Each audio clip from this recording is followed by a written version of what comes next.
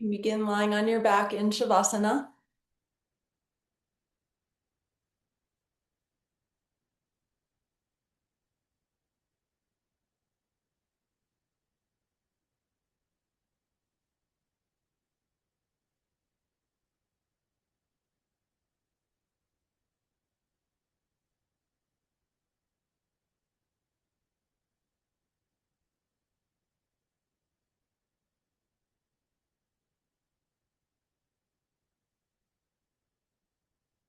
Just allow your body to settle down.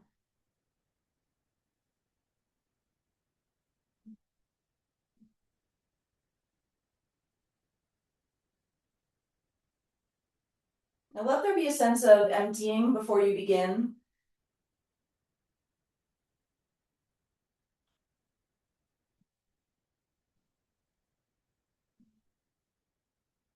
Letting go, letting be.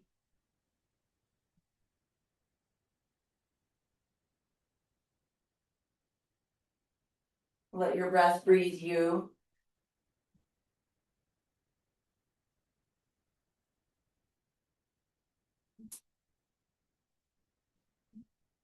Notice anywhere you're holding on, gripping.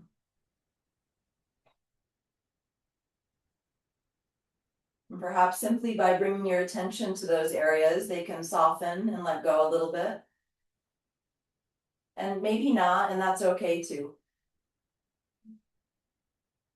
Just bringing a very kind and compassionate awareness and attention to your body, to your mental state, to your emotional state.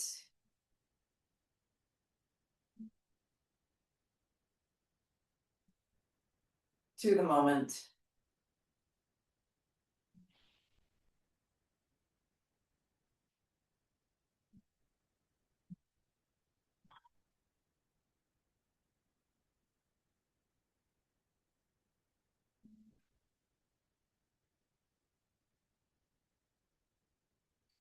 And then we're trying to have enough room here in your setup so you can bring your arms out to a T, unobstructed.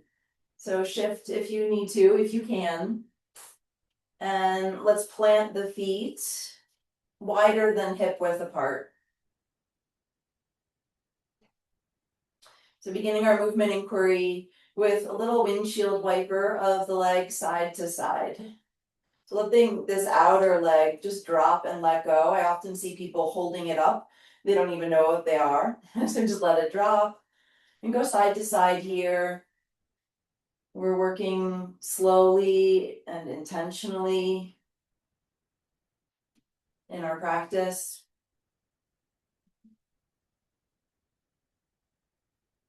If you'd like to add a little more engagement, a little more energetic kind of approach to this movement, then it'll be with this, what I'll call the inner leg. So you can push the inner edge of the foot into the ground, reach through the knee, and engage that glute. Other leg is just dropping and passive. So one leg is more active, the other is more passive. This hip will lift up as you push could be the whole bottom of the foot or the inner edge. That might be interesting to compare.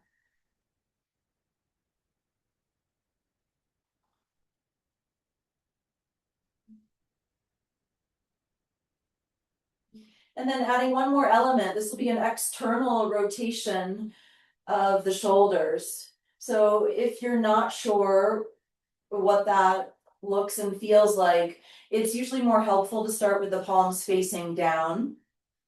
And then when you flip the palms to face up, that's starting to go in the direction of external rotation, but it's coming more from the hands. So we want to keep the rotation going through the shoulder. So you might end up with the palm facing down. We're kind of pivoting off the thumb. You might not get that far. And we're just doing it with one arm. So whatever direction the knees go, it's the opposite arm rotating externally. So the shoulder blade kind of tucks down and the top of the shoulder ends up being more directed toward the floor. So if you were to go internal, then the shoulder would lift up and kind of curl up toward the sternum. We're not doing that right now. Just this external rotation of the arm, the legs are moving away from. Arms just out to a T or a little bit lower. Let's not have it higher up. Sometimes that can be kind of jamming for the rotator cuff.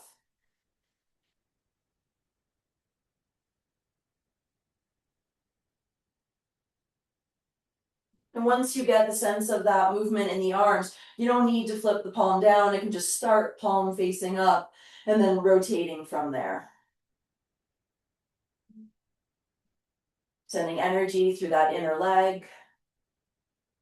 Maybe looking toward the arm that's rotating. So looking, turning your head opposite the direction the legs go.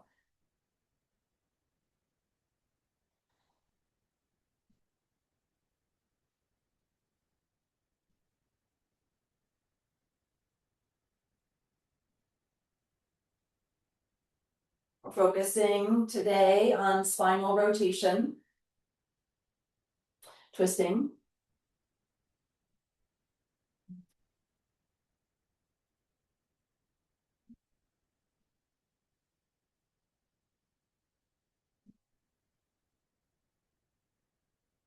About one more time each side here, depending on your pace.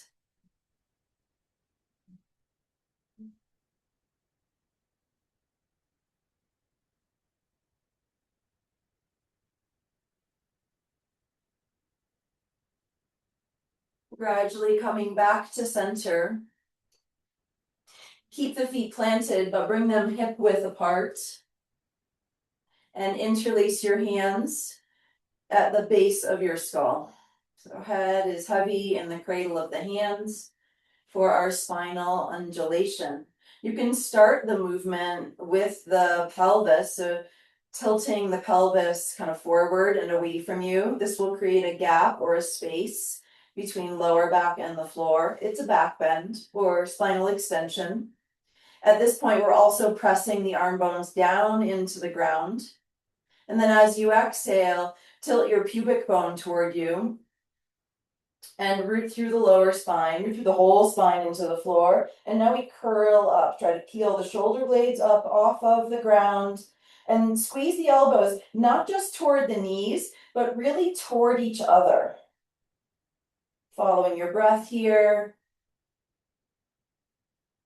Let the belly breathe here. You don't have to send the breath down into the belly, but just don't restrict any movement in the belly.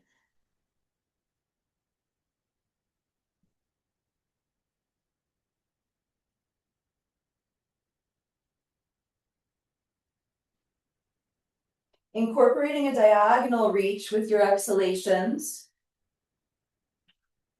When you come up, now coming up across the midline, maybe just barely across the midline.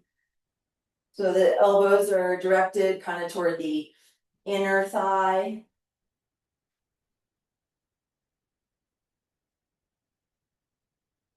And then maybe a little bit more across the midline.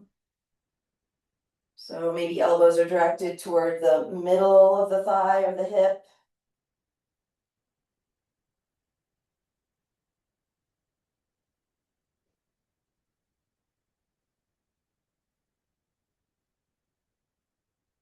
Perhaps working a sharper angle here. So hips aren't shifting much here. This is really coming from the spine, rotating. So now maybe elbows are directing more toward outer hip.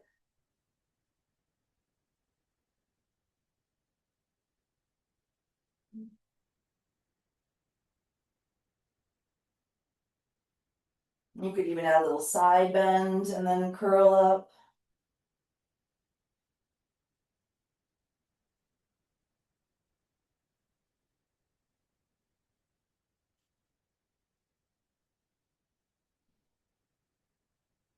And then after your second side, whenever that is for you, release the arms. Yeah, let's release the arms out to a T and slide the legs out straight. So if you have a blanket on top of your mat, it usually suggests that this far edge be tucked underneath the mat. Otherwise, you're gonna probably pull the blanket up when you slide, and it's just irritating and distracting.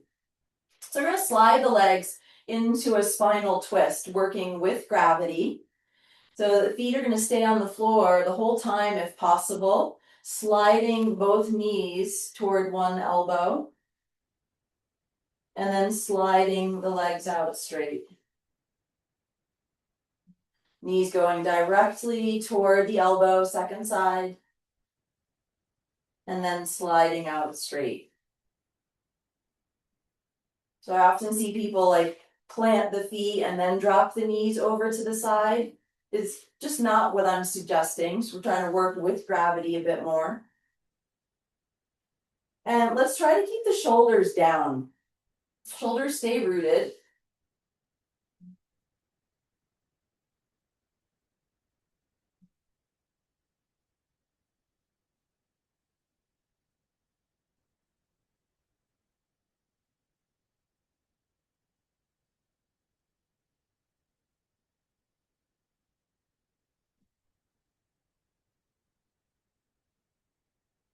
Adding on here, after the knees slide up toward the elbow, swing the top knee more so up toward the elbow. So the leg is not on the ground, but you can still keep it relatively heavy here. And then you can stack the knees and slide the legs out straight. Take it to the other side. Knees slide toward the elbow, and then top knee comes up a bit more. It might be like it's more directed toward the shoulder than the elbow. We're just kind of curling it in more so.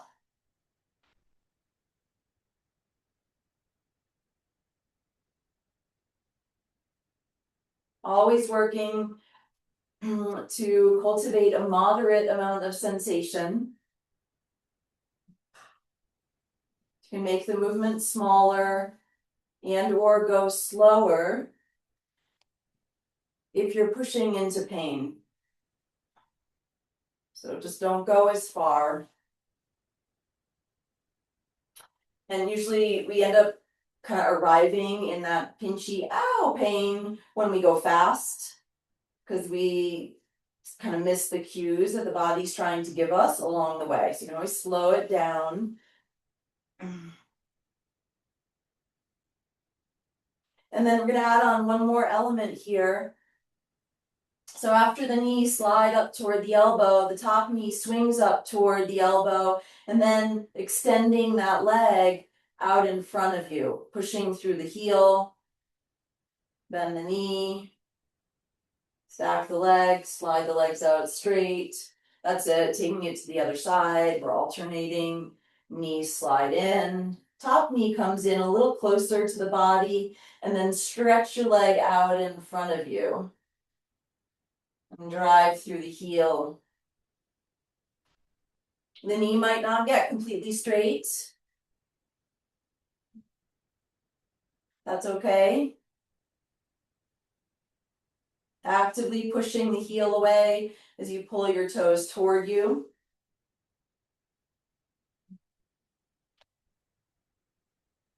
Shoulders are rooted.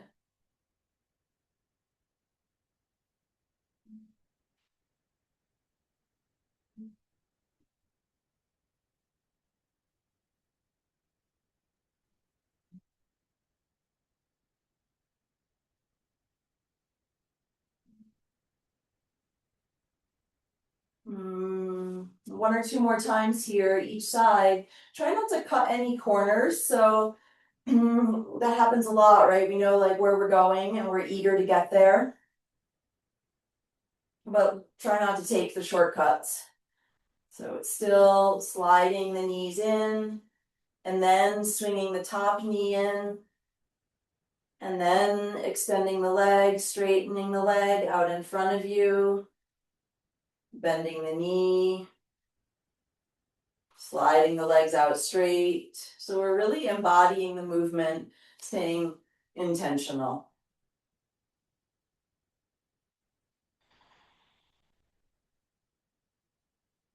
That's not to say that you have to really segment the movements. It can be a flow, one movement into the next.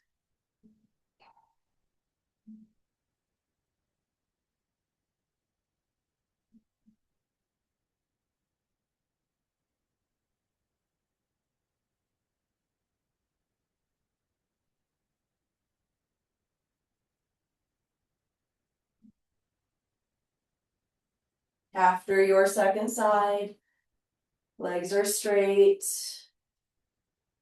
arms down alongside your body, breath breathing you.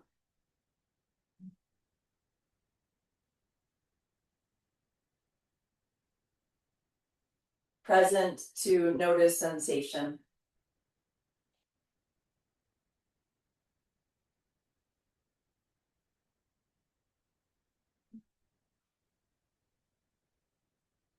Interlace hands at the base of the skull again.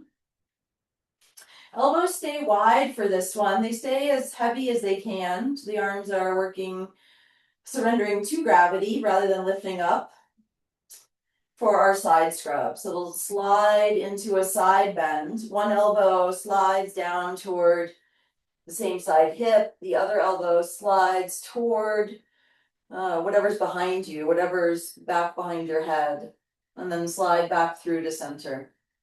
Let's do this one on the inhale. So coming into the side stretch on the inhale, alternating sides. Adding a leg reach, whatever elbow is reaching overhead, push the same side heel in the opposite direction. Toes point up toward the ceiling when you do, and toes are pulling back toward the knee. Breathing into the side that you're stretching. Breathing out to transition between sides.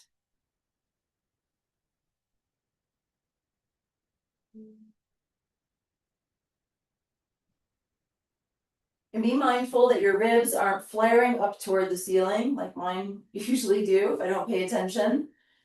You can kind of draw the ribs down in toward each other and down toward the floor. So there's a little more lengthening happening in the back.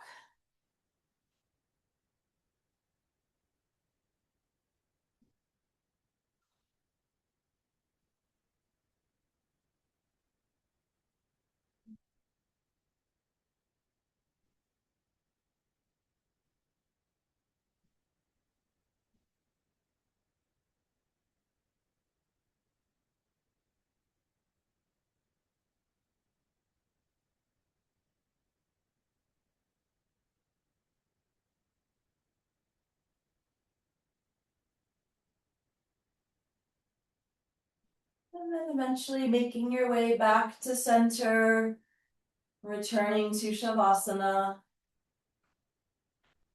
Notice the field of sensation.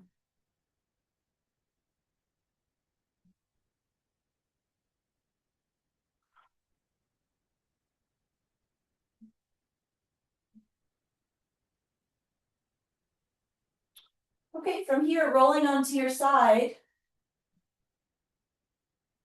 either side. Let's start with straight arms, straight legs. Bottom arm is a pillow. Sometimes we're not even aware we have hip hinge. So what you could do is use the back edge of your mat as a guide.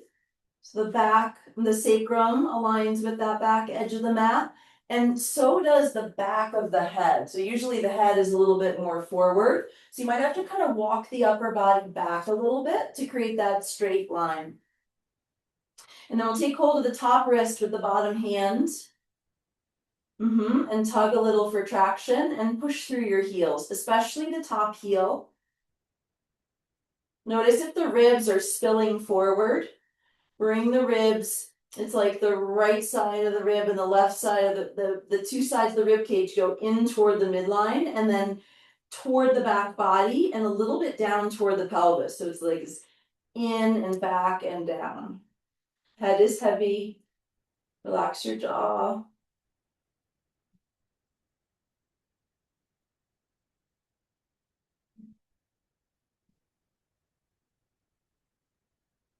Release your wrist. Bring your arms out in front of you. And if that makes your neck uncomfortable, if your head doesn't easily get to the ground, I like to tuck this bottom shoulder down. But you still might want to put a blanket or a pillow underneath your head. Usually a block is too much. That's going to depend on your proportions. Okay, we're going to plant the top foot just behind the bottom leg, and arms are out in front of you with the hands relatively stacked. So we're going to try to keep this leg that we planted the foot of vertical rather than letting it drop in. I'm going to slide the top hand past the bottom, and you can roll a little bit to your forehead and then just slide it back. So notice if this knee dropped in, like everything's going together, and we're going to try to not do that so that we create some rotation. So if we even pull the knee back as the hand slides forward, we create this kind of opposition. Sliding forward, sliding back. You could press this foot into the ground and reach the knee forward away from you, like toward the foot edge of your mat, not out in front of you.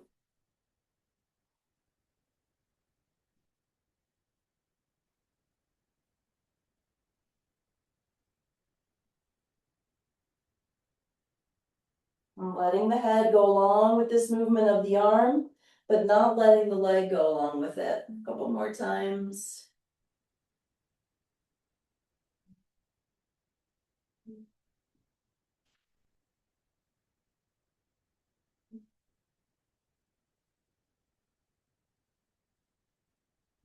And then we're going to add a little movement of this bottom leg. It's going to slide up toward the elbows, say, or up toward the arms when you slide this top arm away from you. And then slide the leg out straight, let the hand come back. And repeating, bottom knee slides in toward the arms. Reaching this relatively airborne knee away from you, maybe back behind you.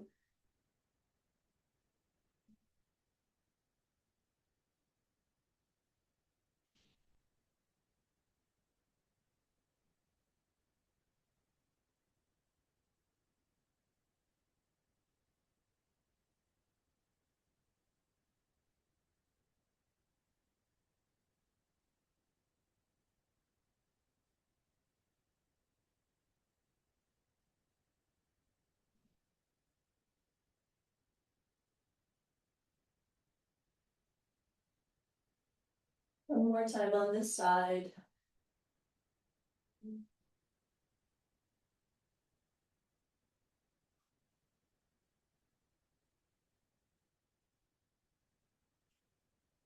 Okay, and then at the end of this one, you can just roll onto your other side. You don't need to be facing me because now you have a sense of what we're doing. But rolling, no need to turn around. And we're starting with the arms straight, the legs straight. Remember, you can use the back edge of your mat to be sure that you don't have any hip hinge going on. So the back of the skull is at the back edge of the mat and the back of the sacrum itself. Take hold of your top wrist with your bottom hand. If you still need more support for your neck, you place a blanket or a pillow between the head and the arm, not underneath the arm. That'll just kind of jam the shoulder. Stretch through the legs, tug with the hand on the wrist.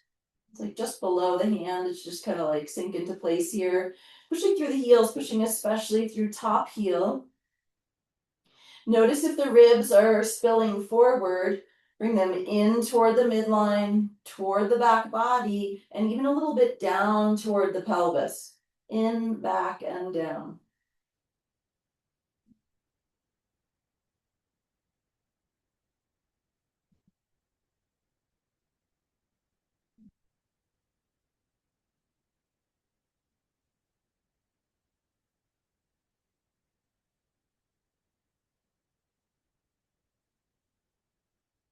Okay, you can release the wrist.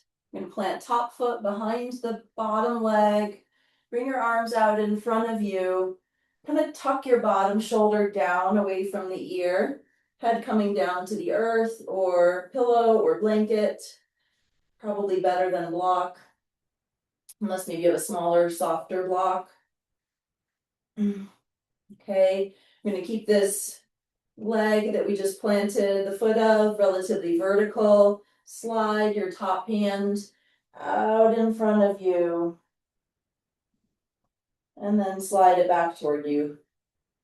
I'm kind of rolling onto my forehead. Try not to restrict the movement of the neck.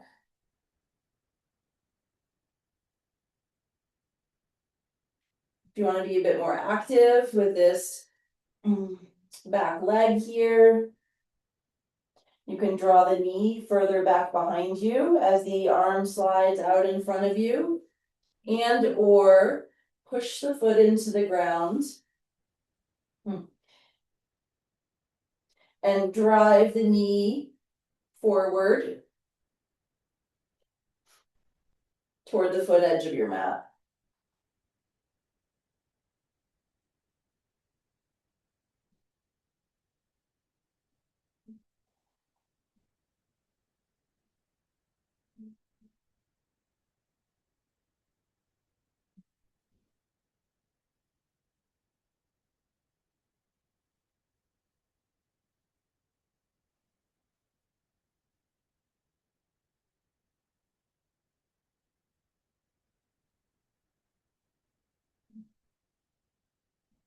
I'm really reaching through this top arm. It's an active slide away.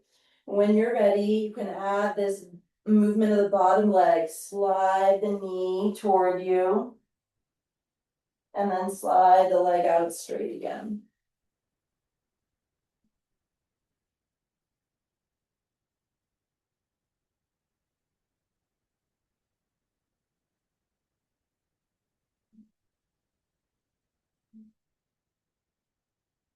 Slow, gentle rhythm.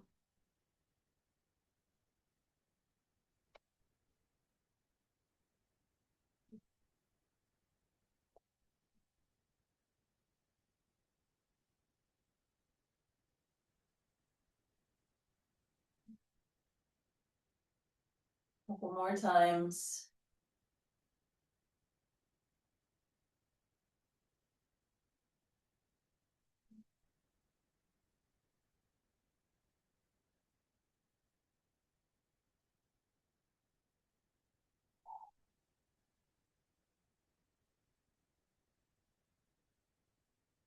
At the end of this one, whenever it is for you, roll onto your belly. Stack your hands, rest your forehead on your hands.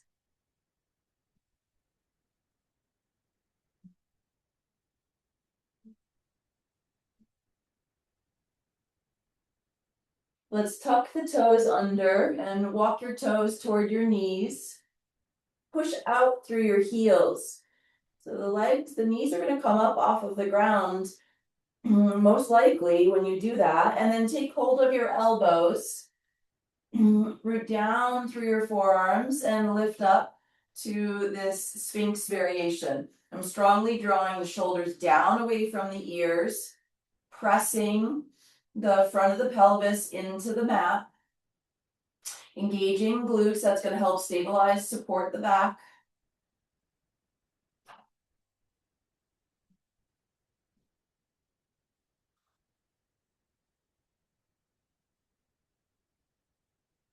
And then untuck your toes, slide your elbows apart so you can stack your hands and rest your forehead on your hands.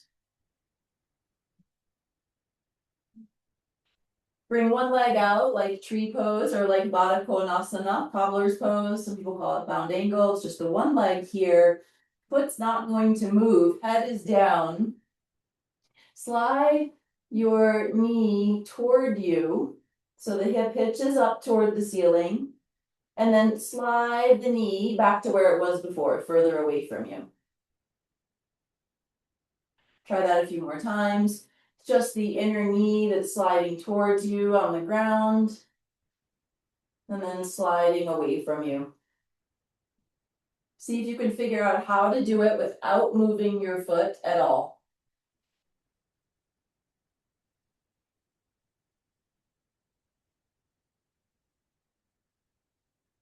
Relaxing the shoulders here, head is heavy.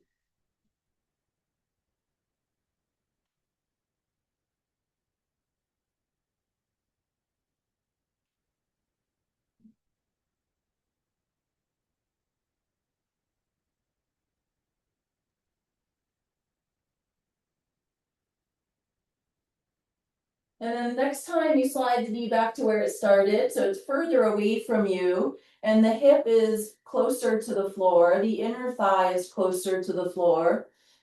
We're gonna lift a little bit here to walk the upper body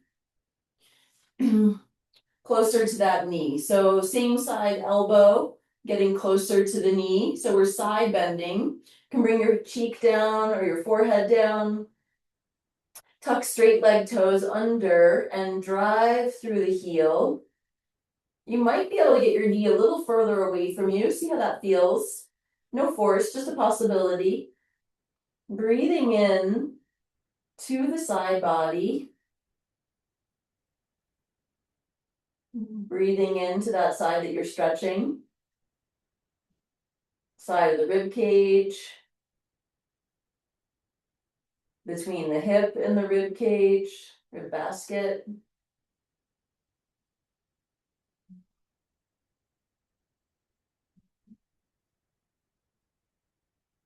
And then if you're on one cheek, you can bring your forehead down to your hands. You can keep your hands stacked and your elbows wide, or it might feel better to take hold of the elbows again.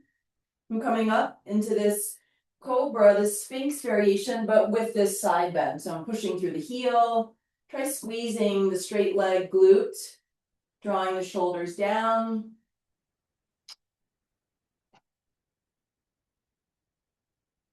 Dragging the navel up toward the chin.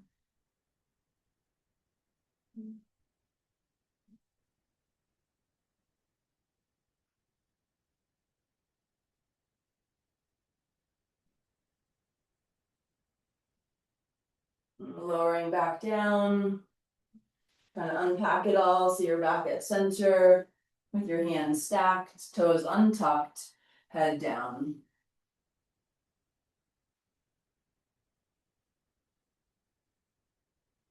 Symmetrical cobra. Take hold of the elbows again, tuck the toes under, drive through the heels, really firmly press down through the forearms and the elbows especially to lift up. Engage your buttock muscles, energy through the heels.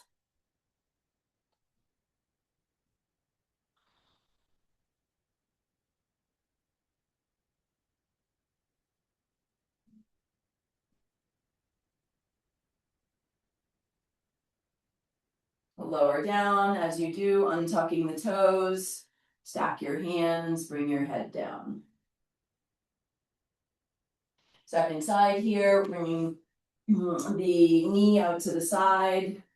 Looks like tree pose on your belly. Slide your knee toward you, hip hitches up toward the ceiling.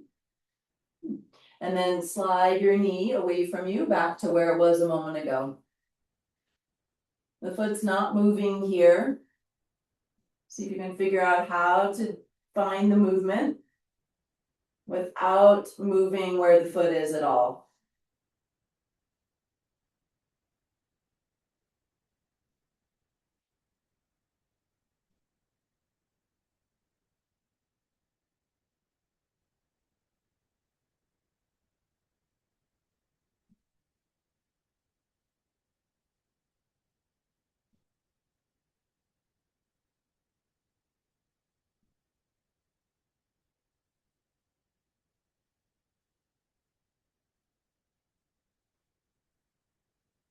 Next time the knee is where it began, kind of further away from you.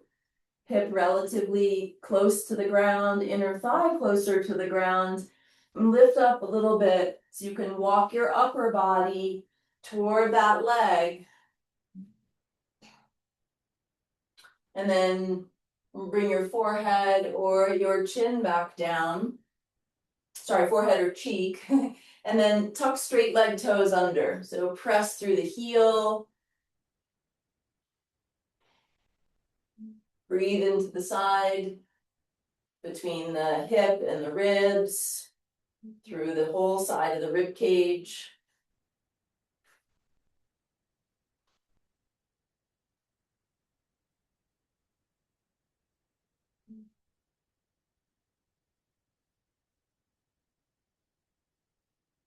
If you'd like to add that back bend, you can keep your hands stacked or take hold of your elbows, pressing the elbows down, lifting up. So I'm really lengthening through the abdominals, through the front of the belly on the straight leg side.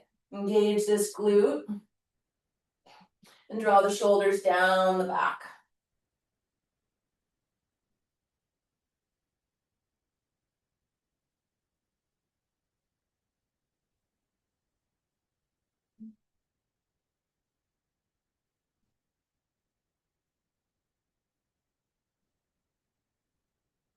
Lowering down, sliding the leg straight, coming back to center.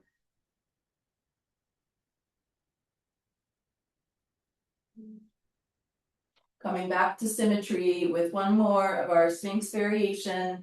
Take hold of your elbows, tuck your toes under, push through the heels. You can firm your quads, squeeze your glutes, and we're coiling up here. Shoulder blades move down the back.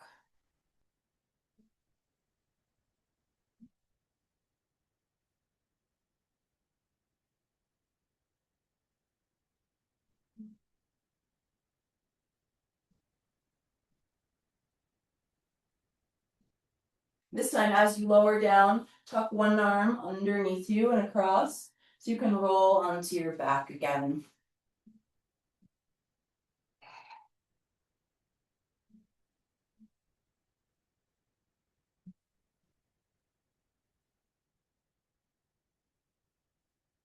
And noticing your inner landscape, inner atmosphere. Breath breathing you.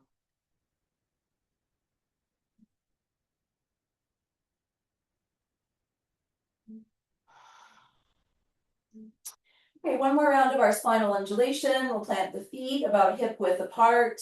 Spread the toes, root evenly through inner and outer edges of your feet. Interlace your hands at the base of your skull. With your inhale, press the arm bones down into the ground. We're going to go right to the diagonal here. As you bring the elbows across the midline, bring the knee in toward the elbows. Inhaling, landing the foot with intention, arching the back, press the arms down, and then exhale to the other side. Knee in, elbows in toward each other. A couple more times each side. This is a breath-driven movement.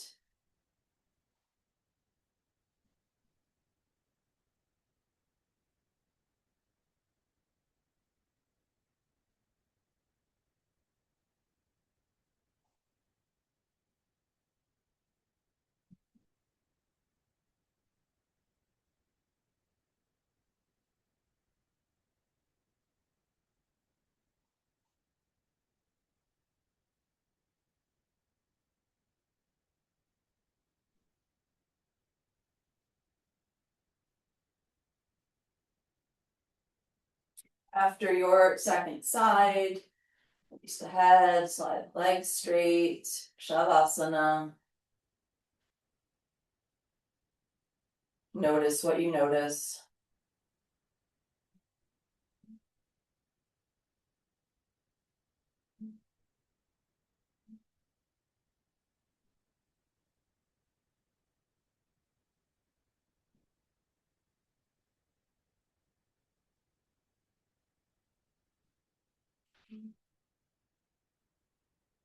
Okay, in a slow and gentle way, you can bend your knees, and roll to your side and come on up to a seat.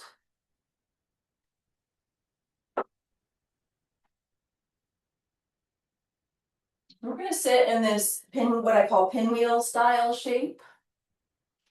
So let's start with the left leg in Baddha Konasana and the right leg in Virasana, hero's pose.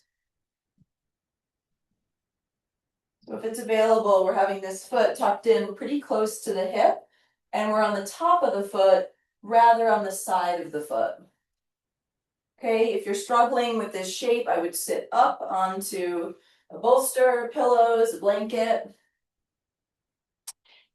Yeah, and then we're going to take a little breath-driven forward fold, so like a vinyasa. So with your inhalation, sitting up tall, let the sitting bones just drop down, and then exhale, folding over your left leg. I'm mirroring.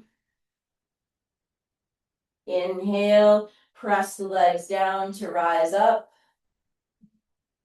And exhale, fold forward again. Let's try to keep the head in line with the sacrum, so not dropping the head. A couple more times, maybe 3 more times. So it's more of a hip hinge than a rounding action. The chest can keep kind of extending forward. And you might notice if the ribs are just kind of collapsing onto the legs to kind of draw them in a little bit more, in toward each other, in toward the midline, toward the back body, and down a little bit toward the pelvis. Notice that that feels different if you're used to just kind of like onto the leg, just a different way of doing it.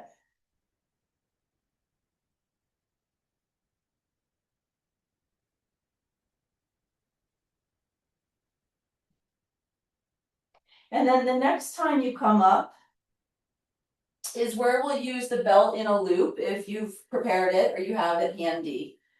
So we're going to take the loop around the whole hero leg. So it's going to go around the front of the hip and around the ankle. So the easiest way to do it, have the loop bigger than your leg. We're going to lift that right knee and slide the loop around until it's all the way up to the hip crease and around to the ankle.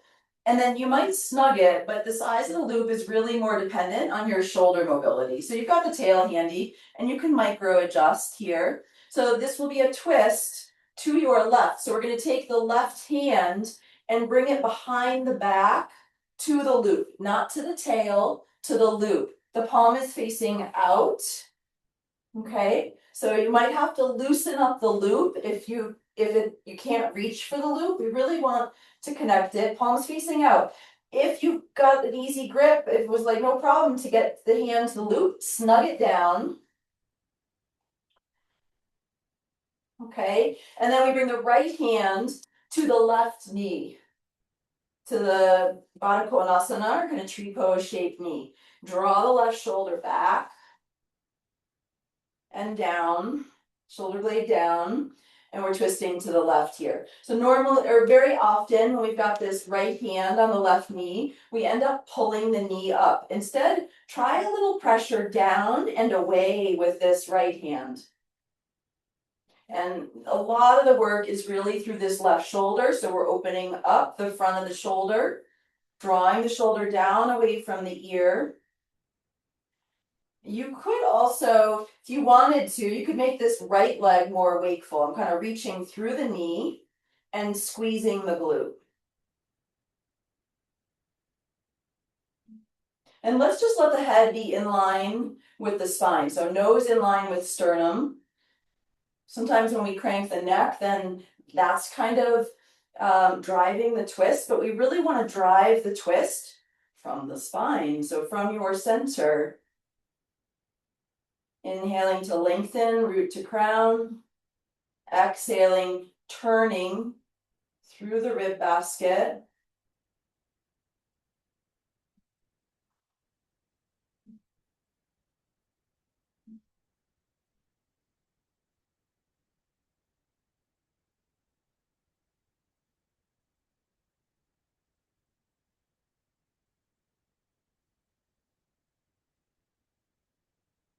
Gently unwind your spine.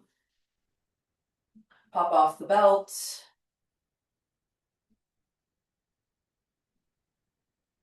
Find this pinwheel shape on the other side. Right leg, Baddha Konasana, like tree pose. Left leg, Virasana, hero's pose.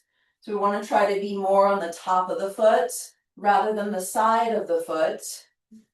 If you feel like your knee needs a little help, you could roll the fleshy part of your calf out to the side.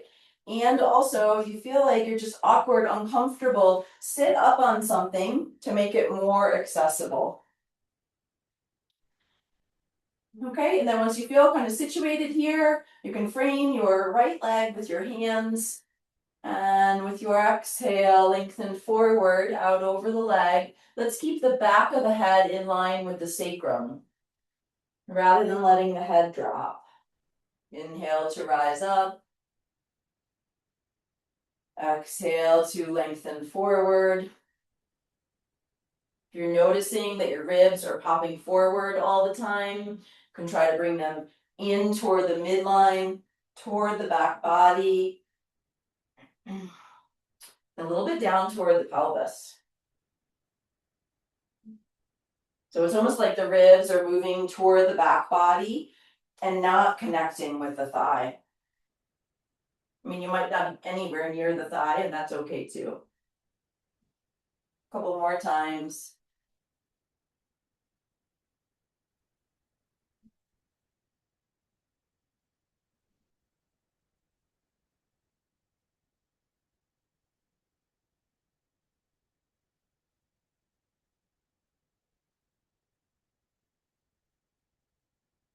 And then the next time you're more upright, grab your loop. You really cinched it down, loosen it up again, it'll just be easier to get on. Lift the whole left knee away from the ground, slide the loop so it's around the inner thigh and the ankle. And I can just see, okay, if I bring my right hand behind my back, how much can I snug this belt? If there's no tension in the belt between your hand and the loop is really pointless.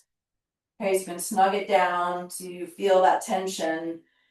And then we're twisting now to the right. So we're taking the right shoulder back. The right shoulder blade is retracting toward the spine and depressing shoulder blade down toward the waist. I'm tugging on the loop. The palm is facing out. The thumb is pointing up. Left hand to the right leg. Notice if it's your habit to kind of lift the knee and see if you can just gently instead apply a little downward pressure, maybe even a little downward and away pressure. And then my hip really loves, yours might too, this kind of energy or activation through the left leg. So it's almost like I'm reaching the left knee away and squeezing, engaging left glute.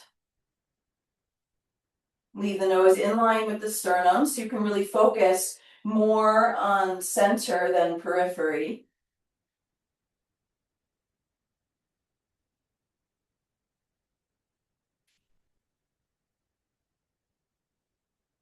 Working with your breath, feeling a little bit into the twist, maybe a little deeper into the twist with the exhale, maybe a slight unwind with the inhale to elongate root to crown even more.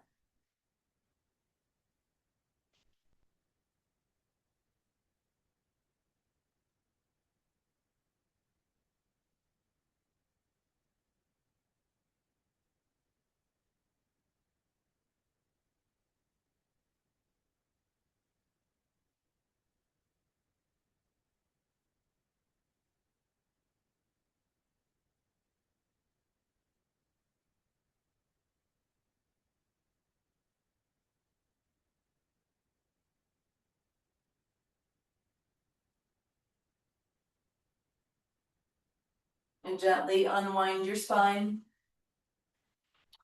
Loosen up the loop and remove the belt. If you have a blanket on top of your mat, let's remove it at this point.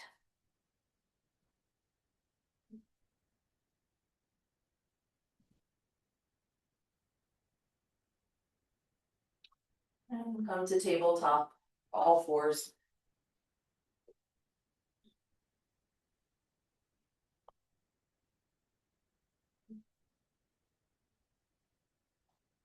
Hands shoulder width apart. I like my hands, shoulder width apart. Go a little wider, but don't go narrower. Spread the fingers, really spread, lots of space between each finger. Be sure you're rooting through the bases of the index fingers. That's where I most commonly see this loss of connection to the floor. And then we get this dialing outward action of the hands. It's something I used to cue more from the shoulders, but I actually think it's more effective cueing it from the floor. So that's going to invite the inner elbows to rotate forward, but have it come from the hands more so than from the elbows. Yeah? And then from here, from the lower belly, you can walk your hands forward a little bit for down dog. So lifting from the lower belly up. It's more about lengthening the spine than getting the heels down. So if your spine is rounding at all, definitely bend your knees. Push the floor away a ton. And if you lost that kind of corkscrew of the hands outward, reintroduce it. Okay, so if you tend to be what one of my earlier teachers called a rib popper, notice that. Notice if your ribs are just kind of dropping down toward the floor. Try to bring them in toward the midline, a little more toward the back body, and then maybe a little bit more down toward the pelvis. Head can be heavy here.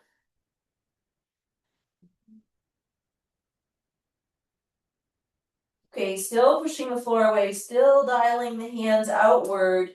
Knees could be bent here. Lift your heels up and gaze between your hands. And then exhale, release the heels down and just let the head go. So gaze goes to wherever the head indicates. Try that a couple more times. Heels lift up, knees could be bent, looking a bit forward. Keep pushing the floor away. Exhale, heels release down. We're not going to do a ton of weight bearing on the arms, so if it's not working for you, don't worry. One more time, rising up, up, up, up on the, off of the heels, gazes forward. Exhale, release the heels down, release the head down. And then take a bunch of little steps forward with your feet until they're underneath your frame. And let's rise to stand.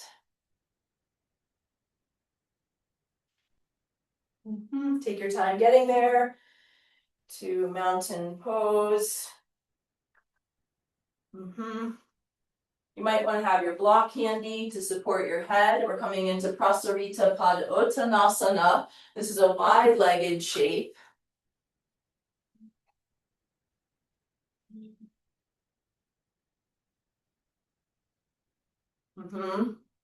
That's it. Feel your connection to the floor through your feet. You can lift and spread your toes and then bring them back down, space between each toe. When you're ready, if you're not already there, fold forward and try to create head support. So we want the back of the neck long here. What I often see is the block is too high and then the back of the neck is crunched and you're looking at the floor. I mean, that's going to depend on your hip hinge, but we want the back of the neck to be long. So you might need to fidget and fool with what setting on your block or adding a blanket creates that length through the back of the neck. Breathing here in your forward fold.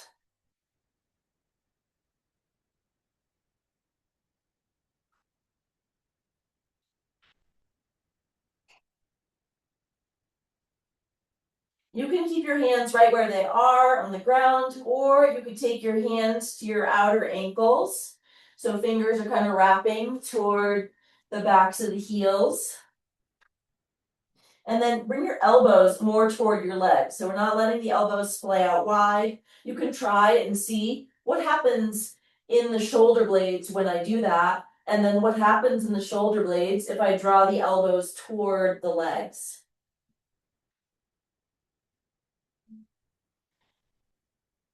Really lift up through inner thighs.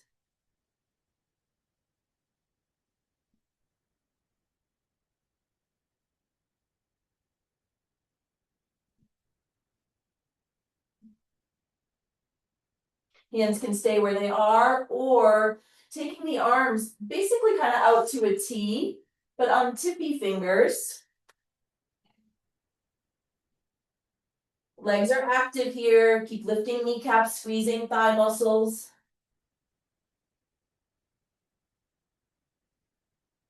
There's a little gathering of shoulder blades onto the back.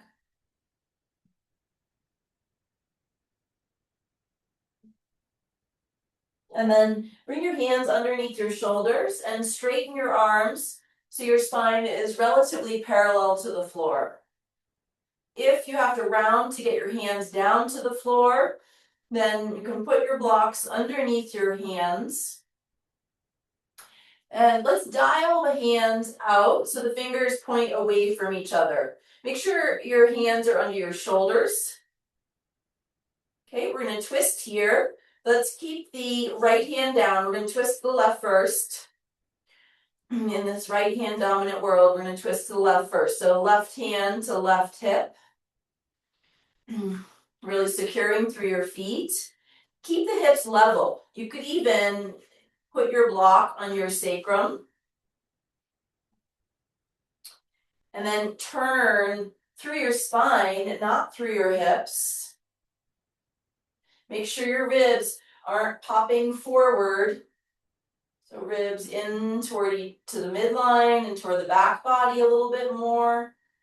Push the right hand into the floor. So left hand is on the hip.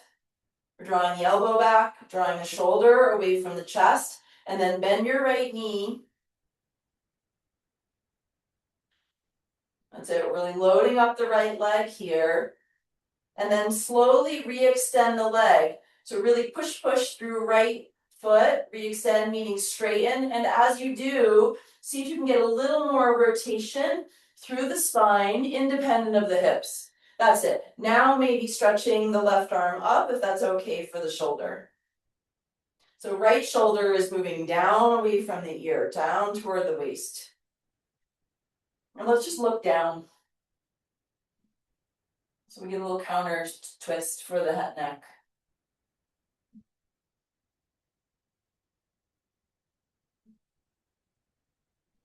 Unwind your spine. Left hand beneath left shoulder, fingers pointing out to the left. Right hand on the right hip. You can apply a little pressure down of the left hand and make sure the shoulder isn't creeping up toward the ear. Okay, so the hips are staying still here. Check in again, if you're a rib popper, that your ribs are drawing toward the midline, a little toward the back body, and start to find the rotation through the spine. Then bend your left knee. That's it. We're going to slowly straighten the left leg and kind of use the power of this leg to keep rotating through the spine. Hips stay stable. Maybe extending through the right arm. Palm is facing outward.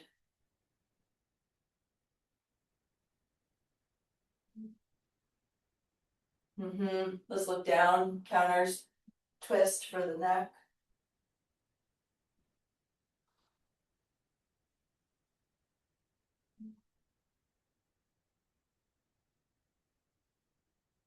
Unwind your spine. Remove your block from your sacrum if it was there.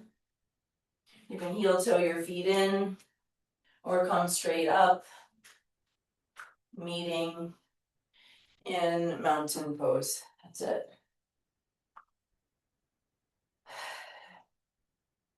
Okay, revolve triangle here. So let's start with, let's have the block handy outside the right foot. And we'll step the left foot back. You can be more on railroad tracks here. We want both hips to point directly forward. So there's that scissoring action in the hips where the right foot is dragging back to bring the right hip back. So let's go up, up, up through left arm, left side. And then it's a hip hinge here. Let's actually bring right hand to the back of the right head. The right head, the head. Okay, so we're not gonna let the head come forward here. So apply a little pressure of your head into your hand and your hand into your head. Keep pulling your right hip back, hinge forward until the spine is parallel to the floor, and just pause here. So gaze should be down, not out in front of you, not down toward your legs. Gaze is like at the right foot or maybe a little in front. From here, don't change anything, just bring your left hand to the block. Okay, and then bring your right fingertips to the right side of your temple. And let's not move the hips here. Okay, so hips stay stable. Sacrum is parallel to the floor, and we're going to flow in and out of the twist a few times. So rotating through the ribs, opening, twisting to the right, and then unwinding. Try that a couple more times. Hips are stable, legs are active, opening, and closing, just facing the ground. Okay, again.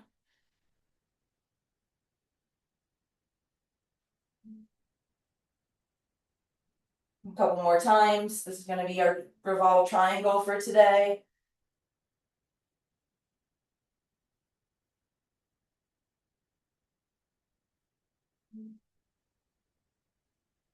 Great, and then the next time you unwind, you can bend your right knee and step your left foot forward. We're going to take the second side. So you can start with your block to the outside of the left foot. Right foot is back. Feel free to be more railroad track here. We really want the hips to be squared so they're in line with each other. Whew. Okay, and then we're isometrically dragging this left foot back. That's going to pull the left hip back. Let's bring the left hand to the back of the head. I guess it's your left head now. And we're pressing a little bit, head into hand, hand into head, so that we don't tip the head forward. Reach the right arm up, really reach the right arm up. And then hinge forward until your spine is parallel to the floor. From here, just bring your right hand to the block and slide your left fingertips to the left side of your temple. Keep this kind of scissoring action in the hips as best you can. Hips are still. We're opening, twisting to the left, and then unwinding. So make it all come from your spine, through your shoulders. The head's just going along for the ride. You might not get anywhere near as far as you do when you let the hips go too. But then it's not really a spinal twist. The hips and the shoulders are moving. Then the rotation in the spine is lost. A couple more times.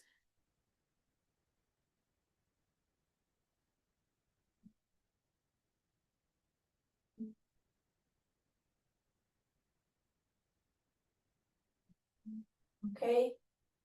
With no sense of hurry, you can unwind your spine and step your back foot forward. And just pause here, mountain pose. Feeling into your body.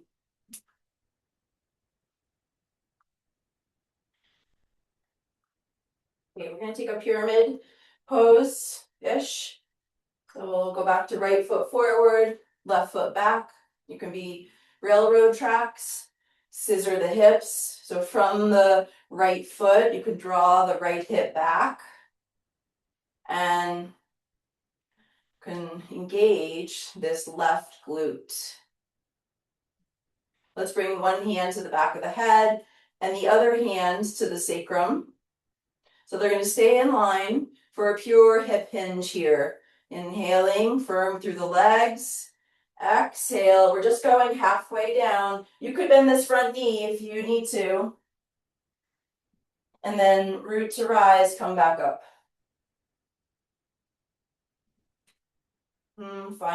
Following your breath here. Keep a little bit of that pressure of the head back into the hands.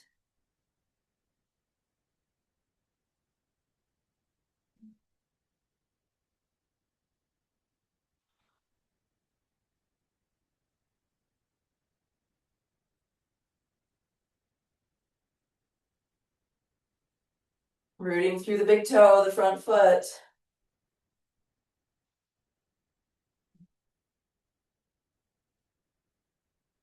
One more time. We're going to stay. Pause when you get halfway. And then maybe continue to fold. And maybe the fingertips come down to the ground or to blocks. For today, let's keep this long line of energy. So we're not dropping the head or rounding the spine, just not our focus for today. So head is in line with the sacrum, however far you're folding. If you're way deep in, then the head might be able to hang and you maintain that alignment.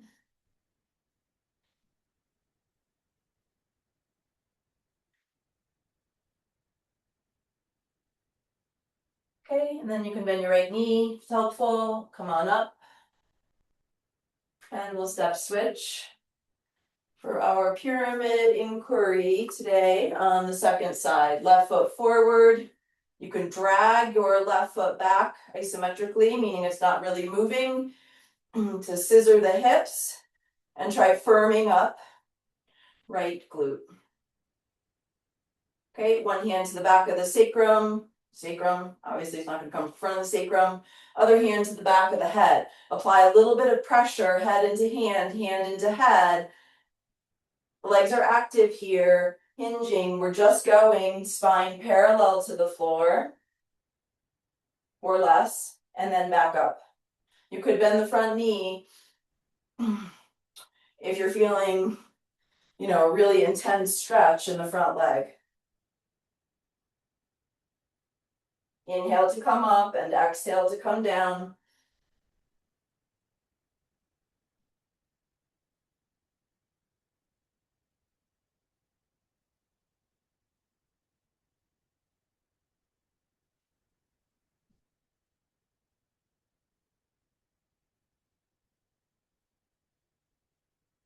About one more time.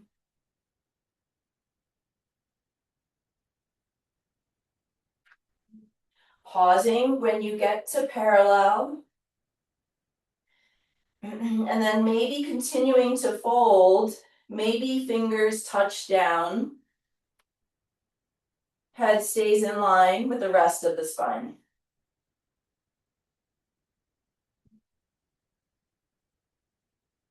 Notice the rib basket. If it's popping forward, draw the ribs toward the midline, toward the back body, maybe a little down toward the pelvis.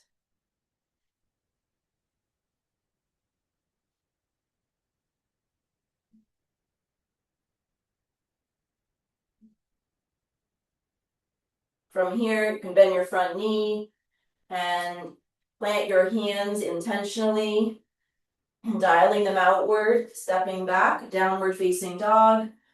If you're not weight bearing on your arms today, you can come into child's pose.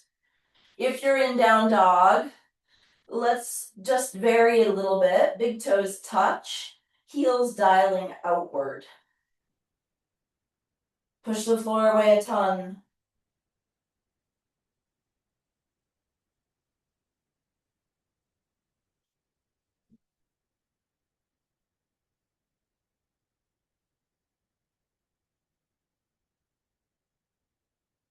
And then from here, let's take little steps, feet forward. You can circle sweep arms if you like, or hands to the hips, rising up. Releasing your arms by your sides into Tadasana or hands at heart center, whatever feels kind of centering and grounding for you.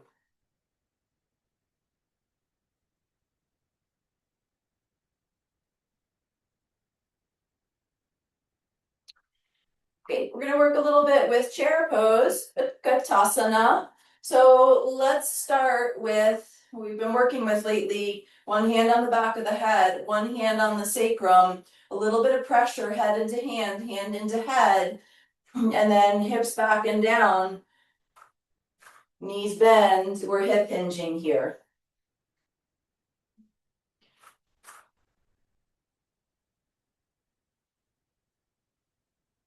From here, we're going to bring the, let's just bring the left hand to the right thigh and the right fingertips to the right side of the forehead. Okay, the sacrum's not going to move, everybody. Draw the ribs a little bit in and back. And then rotate to open. This hand's just light on the thigh to put it somewhere. And then exhale to close.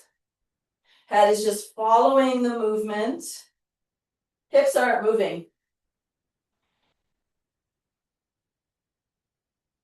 Sometimes this is like an ego challenge more than anything, because now we can't move as far when the hips aren't rotating. So see if you can let that be part of the practice. We're going to open up one more time here. And then unwind and rise back up to stand. Yep. Okay, second side. One hand on the back of the head, one hand at the sacrum. Press a little bit, head into hand into head. It's not a lot, just enough to create a little bit more intention. Hips go back and down. Hip hinge into Utkatasana, chair pose. Notice if the ribs are popping forward. Bring them in and back a little bit. Okay, and then you can just bring your right hand to your left thigh comfortably and left fingertips to left side of the head or whatever your second side is. Hips are staying stable. Open up and unwind. Head's just going along for the ride here.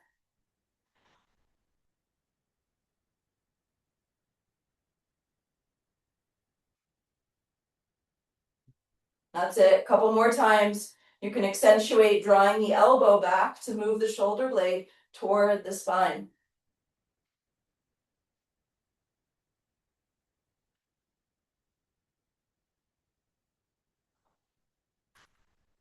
One more time, opening up, unwinding, and then rising to stand. Okay, knees can be soft here, evenly rooting through the feet. Let's interlace the hands behind the body. Draw the fronts of the shoulders back. Elbows can be a little bent here. Palms can be as close as is comfortable. Keep lifting your chest and maybe also lift your hands.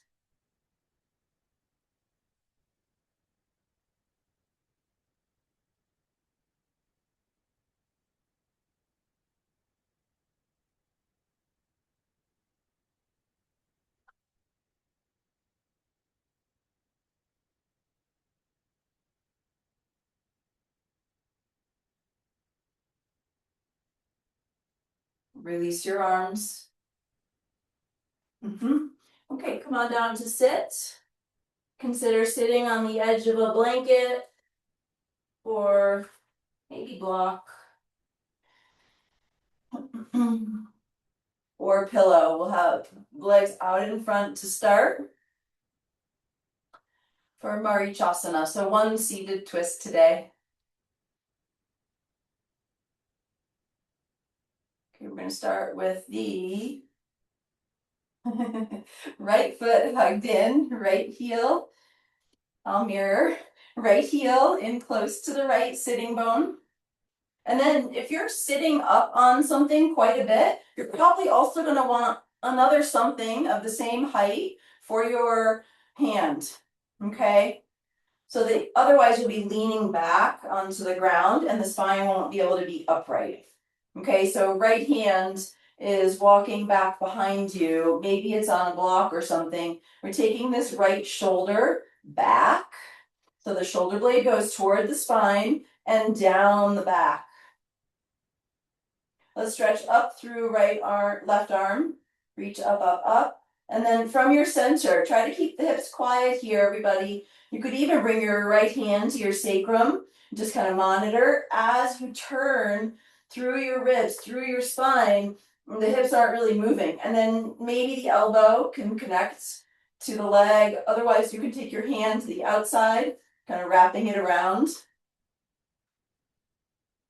So most of the effort of the twist is coming from center, and then we're just adding some help with the arms.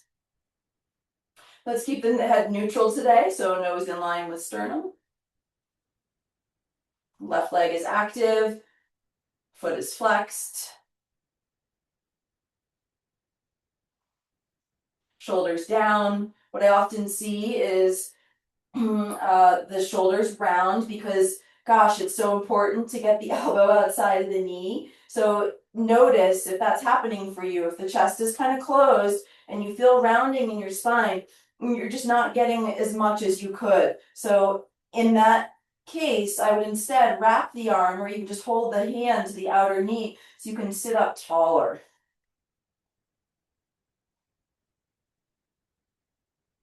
Working with the breath. Press right foot into the ground and even kind of reach the right knee a little bit forward. See how that works for you. Always making adjustments slowly. So you can see, no, not for me, or wow, yeah, for me. Or don't notice any difference.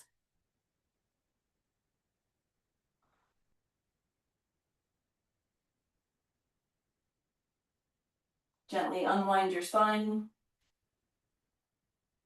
Stretch right leg out in front. Bringing left heel in close, close to the left sitting bone. Left hand walks back behind you. Maybe it's on a block or something. You have to lean back to get to the floor. That's a good sign that you should put something under the hand. Stretch up, up, up through right arm. Really lengthen through this right side. And then turn from your center. Then either the elbow just comes down and miraculously lands on the thigh, or it doesn't, and you can wrap your arm around.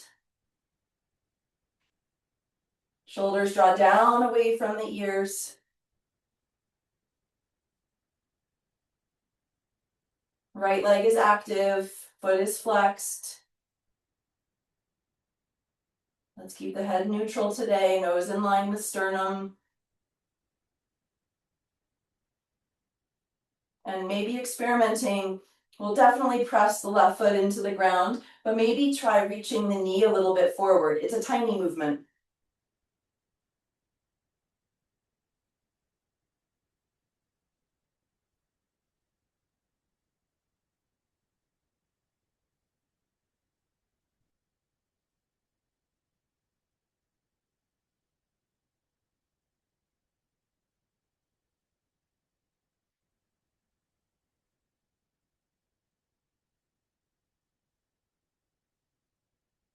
And gently unwind your spine. Stretch your leg out in front. Great. And then if you like legs up the wall and you've got a wall handy, you could come into legs up the wall. Or we have about 3 minutes here. I'm not going to cue shoulder stand, but if that's in your practice, you could come into that if you feel like 3 minutes is enough to set up. Please don't just whip up. There's no rush here. Or we're coming into a supported bridge and then bringing the legs up. Okay, so unless you're on first Some people say it doesn't matter, some people say it does. That first 3 days of your moon cycle, we don't want to invert. You already did a fair amount of inversion if you did down dog, but it's really up to you.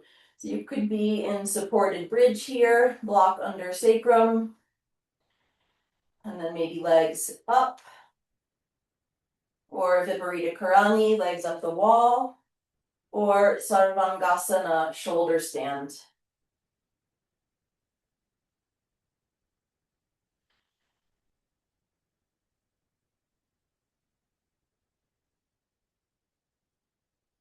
Make it more about your breath.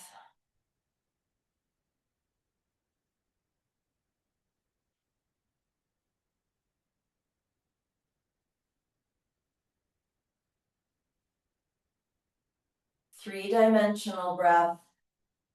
Might be a little more challenging if you're in Sarvangasana, but in Viparita Karani, legs up the wall and supported bridge.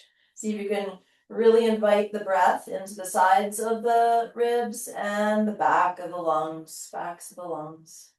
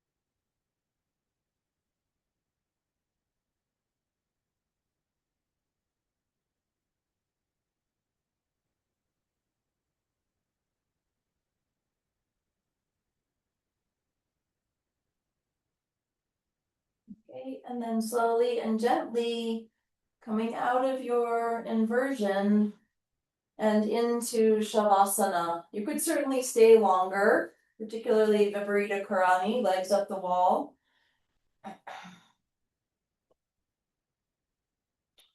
And if you come down, coming into Shavasana, resting on your back.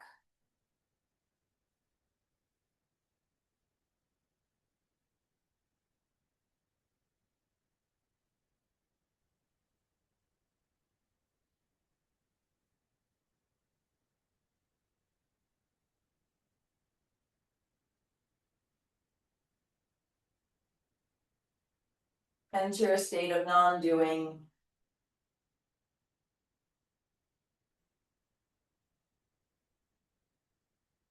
Sense of absorbing your practice, integrating all this good work you've done. Just letting it kind of sink and settle into your body, into your psyche.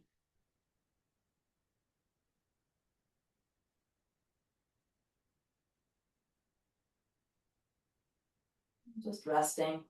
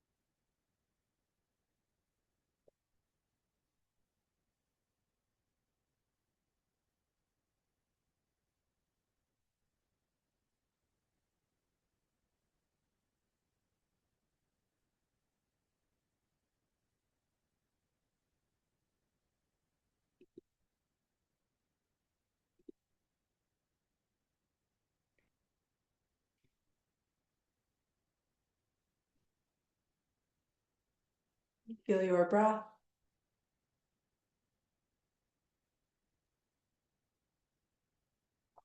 And bring your breath into your body.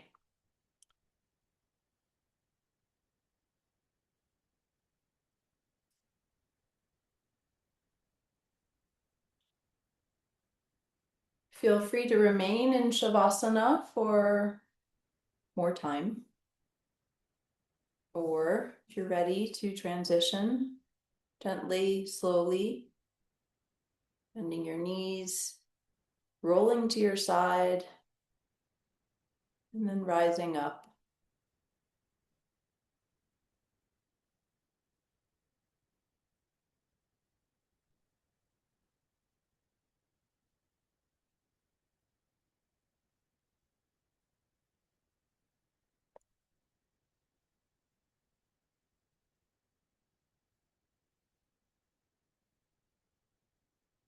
May we be grateful for all of the blessings and abundance in our lives. Om Shanti, Shanti, Shanti. Peace, peace, peace. Thank you.